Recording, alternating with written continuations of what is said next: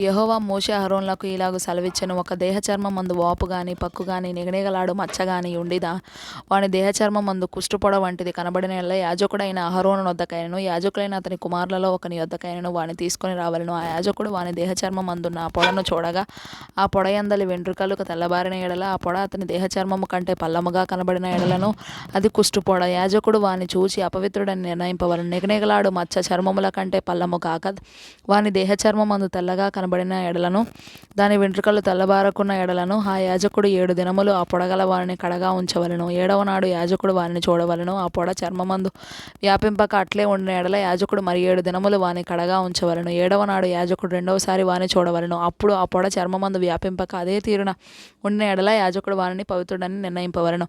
అది పక్కే వాడు తన బట్టలు ఉదుక్కొని పవిత్రుడగును. అయితే వాడు తన శుద్ధి విషయము యాజకునికి కనబడిన తరువాత ఆ పక్కు చర్మమందు విస్తారముగా వ్యాపించిన ఎడల వాడు రెండవసారి యాజకునికి కనబడవలెను. అప్పుడు ఆ పక్కు చర్మమందు వ్యాపించిన ఎడల యాజకుడు వాడు అపవిత్రుడని నిర్ణయింపవలెను. కుష్టుపొడ ఒకనికి కలిగిన ఎడల యాజకుని యొద్దకు వానిని తీసుకొని రావలెను. యాజకుడు వాని చూడగా తెల్లని వాపు చర్మమందు కనబడిన ఎడలను అది వెంట్రుకలను తెల్లబారిన ఎడలను వాపులో పచ్చి మాంసము కనబడిన ఎడలను అది వాని దేహ చర్మమందు పాతదైన కుష్ఠము గనుక యాజకుడు వాడు అపవిత్రుడని నిర్ణయింపవలెను.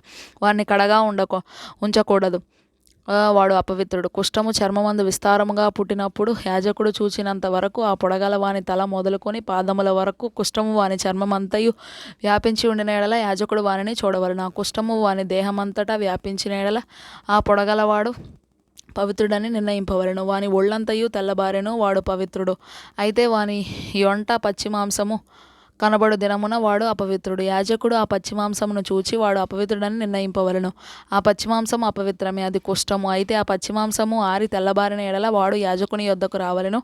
యాజకుడు వాని చూడగా ఆ పొడ తెల్లబారిన ఎడల యాజకుడు ఆ పొడ పవిత్రమని నిర్ణయింపవలెను. వాడు పవిత్రుడు. ఒకని దేహ చర్మమందు పుండు పుట్టి మారిన తరువాత ఆ పుండుండిన చోటను తెల్లని వాపైనను తెలుపుతో కూడిన ఎరుపు రంగు గల పొడగాని నిగనిగలాడు తెల్లని పొడగాని పుట్టిన ఎడల యాజకునికి దాన్ని కనుపరచవలెను. యాజకుడు దాన్ని చూచినప్పుడు అది చూపునకు అది చర్మము కంటే పల్లముగా కనబడిన ఎడలను దాని వెంట్రుకలు తెల్లబారి ఉండిన ఎడలను యాజకుడు వాడు అపవిత్రుడని నిర్ణయింపవలెను. అది ఆ పుంటి వలన పుట్టిన కుష్టుపొడ.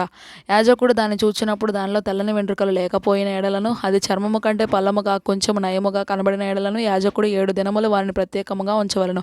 అది చర్మమందు విస్తారముగా వ్యాపించిన ఎడల యాజకుడు వాడు అపవిత్రుడని నిర్ణయింపవలెను. అది కుష్టుపొడ. నిగనిగలాడు పొడ వ్యాపింపక అట్లే ఉండిన ఎడల అది దద్దురు. యాజకుడు వాడు పవిత్రుడని నిర్ణయింపవలెను. దద్దురు కలిగిన దేహ చర్మమందు ఆ వాత ఎర్రగానే గాని తెల్లగానే గాని నిగనిగలాడు తెల్లని మచ్చగానే గాని ఉండిన ఎడల యాజకుడు దాన్ని చూడవలెను. నిగనిగలాడు ఆ మచ్చలోని వెంట్రుకలు తెల్లబారిన ఎడలను అది చర్మము కంటే పల్లముగా కనబడిన ఎడలను అది ఆ వాత వలన పుట్టిన కుష్టుపొడ. యాజకుడు వాడు అపవిత్రుడని నిర్ణయింపవలెను. అది కుష్ఠము. యాజకుడు దాన్ని చూచినప్పుడు అది నిగనిగలాడు మచ్చలో తెల్లని వెంట్రుకలు లేకయే గాని చర్మము కంటే పల్లముగా నుండకయే గాని కొంత నయముగా కనబడిన ఎడల యాజకుడు 7 దినములు వారిని కడగా ఉంచవలెను. 7వ నాడు యాజకుడు వాని చూచినప్పుడు అది చర్మమందు విస్తారముగా వ్యాపించిన ఎడల వాడు అపవిత్రుడని నిర్ణయింపవలెను. అది కుష్ఠమే. అయితే నిగనిగలాడు మచ్చ చర్మమందు వ్యాపింపక ఆ చోటనే ఉండి కొంచెము నయముగా కనబడిన ఎడల అది వాతపు వాపే. వాడు పవిత్రుడని యాజకుడు నిర్ణయింపవలెను. అది వాతపు మంటయే. పురుషునికైనను స్త్రీకైనను తలయందేమి గడ్డమందేమి పొడ పుట్టిన ఎడల యాజకుడు ఆ పొడను చూడగా అది చర్మము కంటే పల్లముగాను సన్నమైన పసుపచ్చ వెంట్రుకలు కలదిగాను కనబడిన ఎడల వాడు అపవిత్రుడని యాజకుడు నిర్ణయింపవలెను. అది బొబ్బ. తల మీదనేమి గడ్డం మీదనేమి పుట్టిన కుష్ఠము.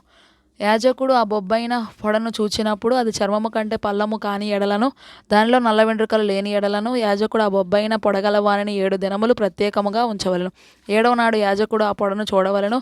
ఆ బొబ్బ వ్యాపింపక ఉండిన ఎడలను దానిలో పసుపచ్చ వెంట్రుకలు లేని ఎడలను చర్మము కంటే పల్లము కాని ఎడలను వాడు క్షవరము చేసుకొనవలెను.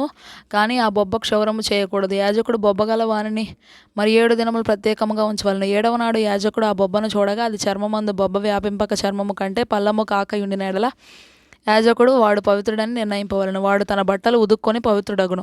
వాడు పవిత్రుడని నిర్ణయించిన తరువాత బొబ్బ విస్తారముగా వ్యాపించిన ఎడల యాజకుడు వాని చూడవలెను. అప్పుడు ఆ మాద వ్యాపించి ఉండిన ఎడల యాజకుడు పసుపచ్చ వెంట్రుకలను వెతకనక్కరలేదు, వాడు అపవిత్రుడు.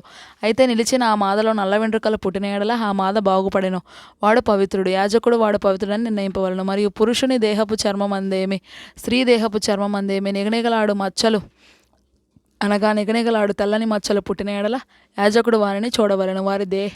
వారి దేహ చర్మమందు నిగనిగలాడు మచ్చలు వాడి ఉండిన ఎడల అది చర్మమందు పుట్టిన యొక్క పొక్కు, వాడు పవిత్రుడు. తల వెంట్రుకలు రాలిన వాడు బట్టతలవాడు, అయినను వాడు పవిత్రుడు. ముఖము వైపున తల వెంట్రుకలు రాలిన బట్టనొసటి వాడు పవిత్రుడు, అయినను బట్టతల ఎందే గాని బట్టనొసటి ఎందే గాని ఎర్రగా నుండు తెల్లని పొడ పుట్టిన ఎడల అది వాని బట్టతల ఎందైనను బట్టనొసటి ఎందైన పుట్టిన కుష్ఠము. యాజకుడు వారిని చూడవలెను. కుష్ఠము దేహ చర్మమందు కనబడినట్లు ఆ పొడ వాపు చూపునకు వాని బట్టతల ఎందైనను వాని బట్టనొసటి ఎందైనను ఎర్రగా నుండు తెల్లని పొడ అయిన ఎడల వాడు కుష్ఠరోగి, వాడు అపవిత్రుడు. యాజకుడు వాడు బొత్తిగా అపవిత్రుడని నిర్ణయింపవలను.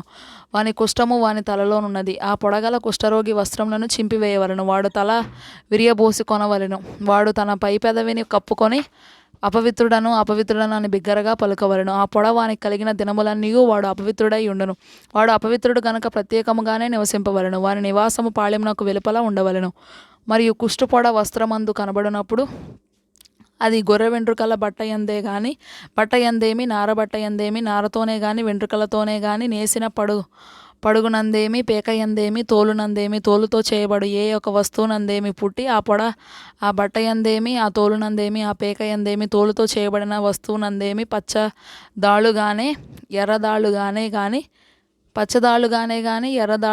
గాని కనబడిన ఎడల అది కుష్ఠుపొడ, యాజకునికి దాన్ని కనుపరచవలను. యాజకుడు ఆ పొడను చూచి పొడగల వాటిని 7 దినములు ప్రత్యేకముగా ఉంచవలను. 7వ నాడు అతడు ఆ పొడను చూడవలెను. అతడు ఆ వస్త్రమందు అనగా పడుగునందే గాని పేక ఎందే గాని తోలునందే గాని తోలుతో చేసిన వస్తువునందే గాని ఆ పొడ వ్యాపించిన ఎడల అది కొరుకుడు కుష్ఠము, అది అపవిత్రము. కావున అతడు ఆ పొడ దేనిలో ఉన్నదో ఆ వస్త్రమును నారతోనేమి వెంట్రుకలతోనేమి చేసిన పడుగును పేకను తోలుతో చేసిన ప్రతి వస్తువును అగ్నితో కాల్చివేయవలను. అది కొరుకుడు కుష్ఠము, అగ్నితో దాన్ని కాల్చివేయవలను.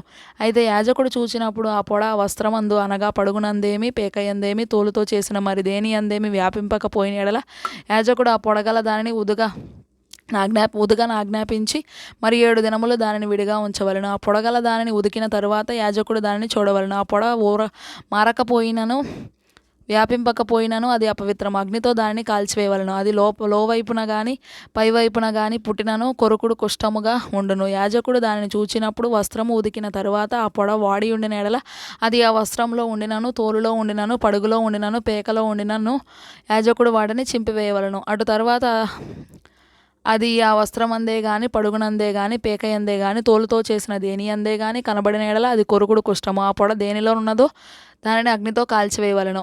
ఏ వస్త్రమునే గాని పడుగునే గాని పేకనే గాని తోలుతో చేసిన దేనినే గాని ఉతికిన తరువాత ఆ పొడ వదిలిన ఎడల 2వ మారు దానిని ఉతకవలను. అప్పుడు అది పవిత్రమగును. బొచ్చు బట్ట ఎందే గాని నారబట్ట ఎందే గాని పడుగునందే గాని పేక ఎందే గాని తోలు వస్తువుల ఎందే గాని ఉండు కుష్టు పొడను గూర్చి అది పవిత్రమని అపవిత్రమని నీవు నిర్ణయింపవలసిన విధి ఇదే.